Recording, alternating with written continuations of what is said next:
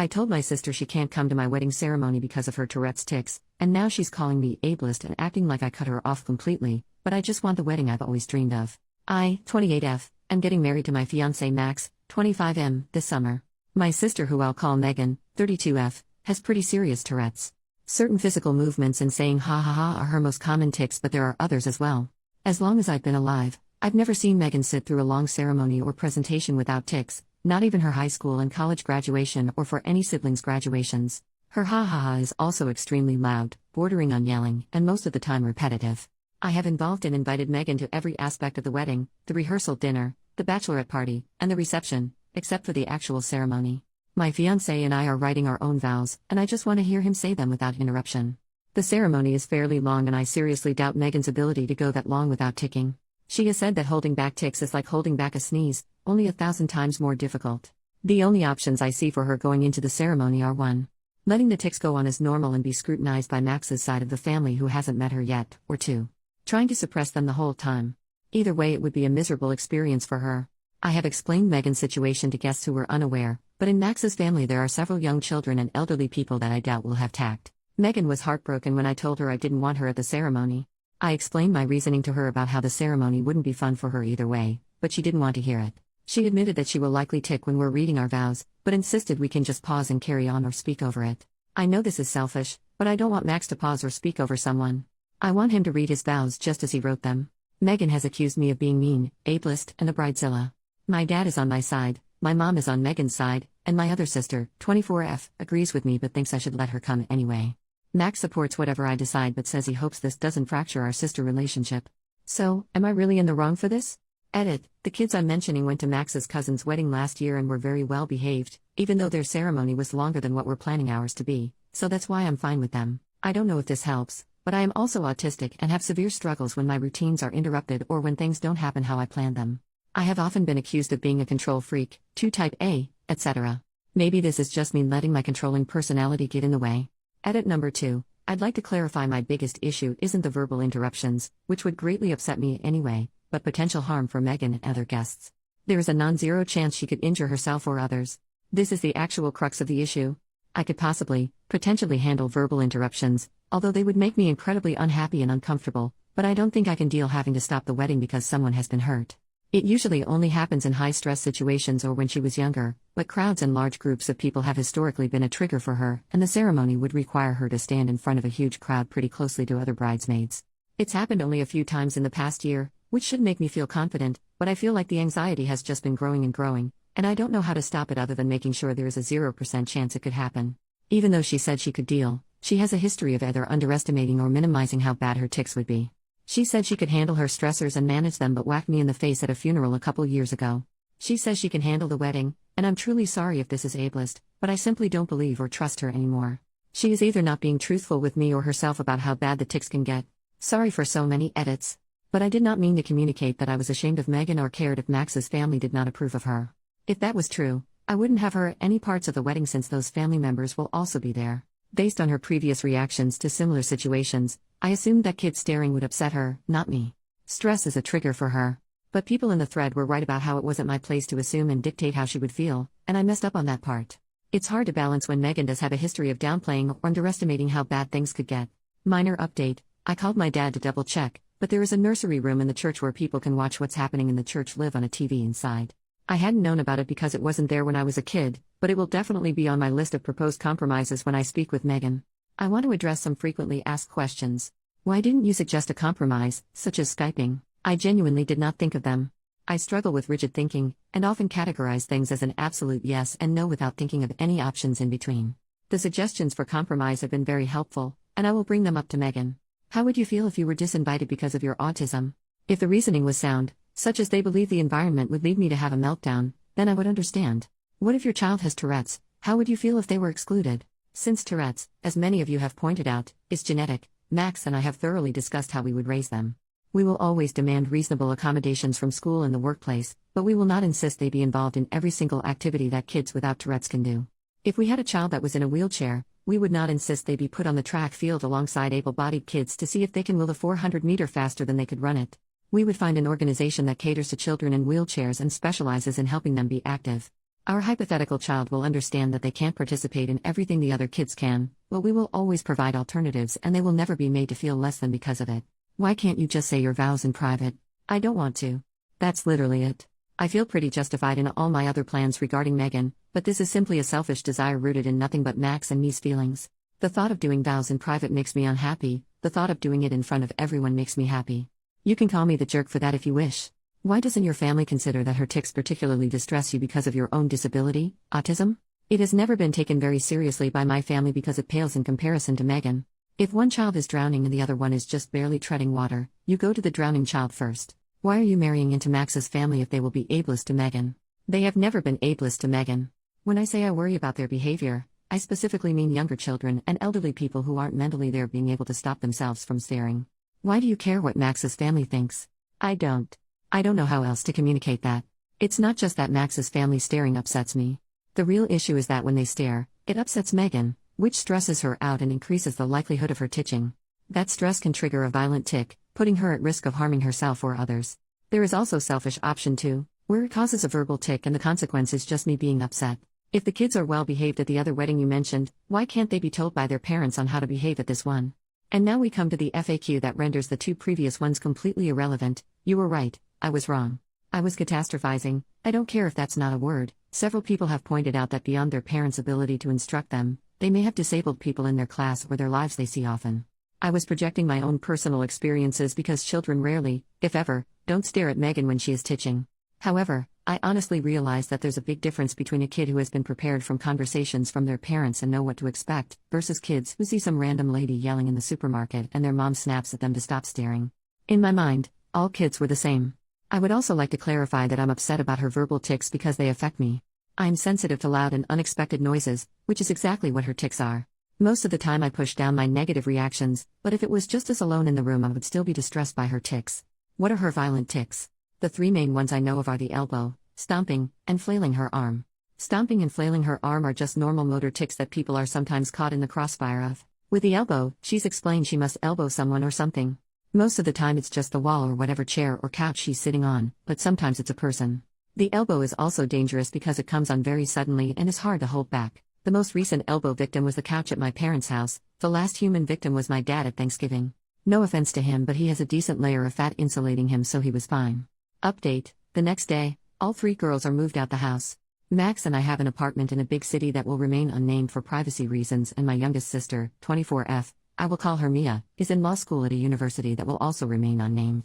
We're both in relatively drivable distances from our hometown, where Megan and our parents live. It's a small town where everyone knows everyone type of deal, and Megan attended a community college where she was already known by the professors and student body. While Megan lives on her own, she is very reliant on our parents.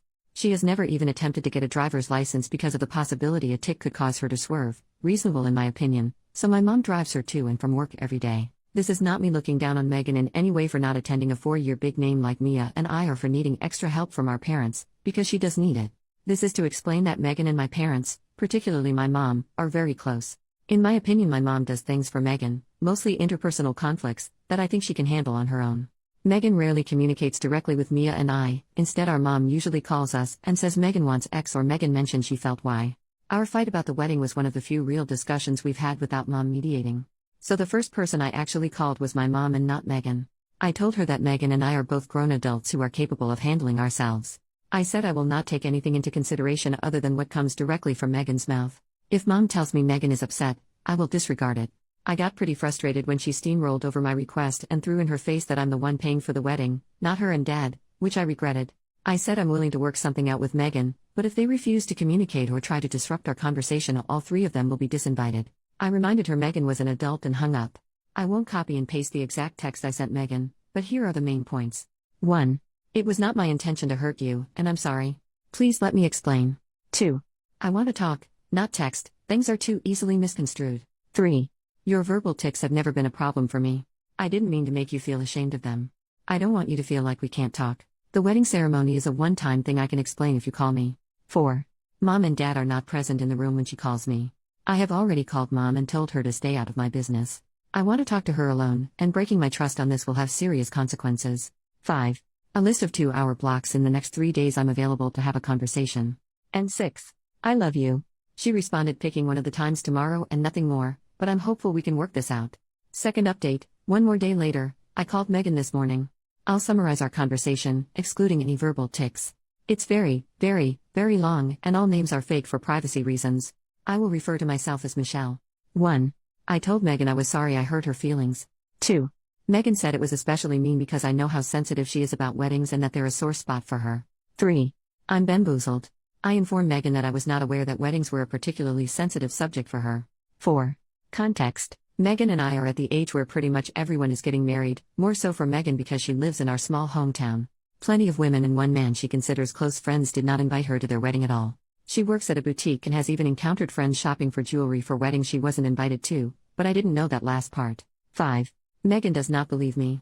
How can I not know how upsetting it is when she and my mom have repeatedly mentioned the exclusion to me every time it happens? 6. My answer, well, you never told me you didn't get invited and you were sad about it, you just told me you weren't getting invited. 7. Megan says it's pretty easy to figure out and thinks I'm being purposefully obtuse. I was supposed to pick it up from context clues, the fact that she even said it, her tone when she said it, how many times she mentioned it, and apparently, literally everyone else had. 8. Megan cries. I don't know what to do. I just wait until she stops. 9. I remind Megan that I struggle interpreting things like that.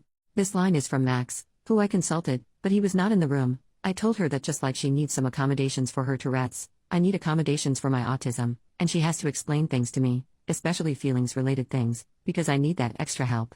Here's a brief interlude you can skip if you want. Megan, you need someone to explain crying to you? Me, this is the first time you've cried about it to me. Obviously I know what crying means, I'm not a complete dummy. Megan, I didn't say you were a complete dummy. Me, I felt like it was implied. Megan, you just told me how bad you are at understanding implications. Me, I can still guess. Megan, well your guess is wrong. I concede to her but repeat what I said about needing some things explained to me. You said we didn't need to do that anymore. Only because Aunt Marnie was such a BTCH about it.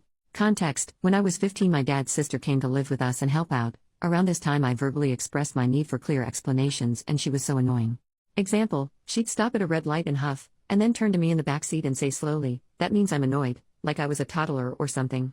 My parents and sisters attempted with good faith and told off my aunt when she was being condescending in front of them, but they never quite caught on to what explanations I needed or didn't need. I just got tired of correcting them and announced I was fine after about 6 weeks or so. Max is very good at explicitly stating his feelings because his mom is a therapist. The whole family is very communicative and verbalizes their emotions. I didn't know you were that upset about it. I realized Megan did not know for the same reason I didn't know weddings upset her. I never told her. Plus, her tics were about at their height when this was going on, and I absolutely don't blame her for not being observant, especially as I do not have typical tells of neurotypical people when they're upset. Now I explained to Megan my idea of the nursery room and live streaming it to her so she can see it. The next accusation from Megan, you're ashamed of me just like friends are. You think I'm embarrassing? I say no, if I was ashamed I wouldn't invite her to anything at all. I tell her I didn't want her at the ceremony specifically because the sudden loud noises really will distress me. Especially in a typical setup where the bridesmaids are behind me and I can't see them, so I won't even have a warning that it's coming.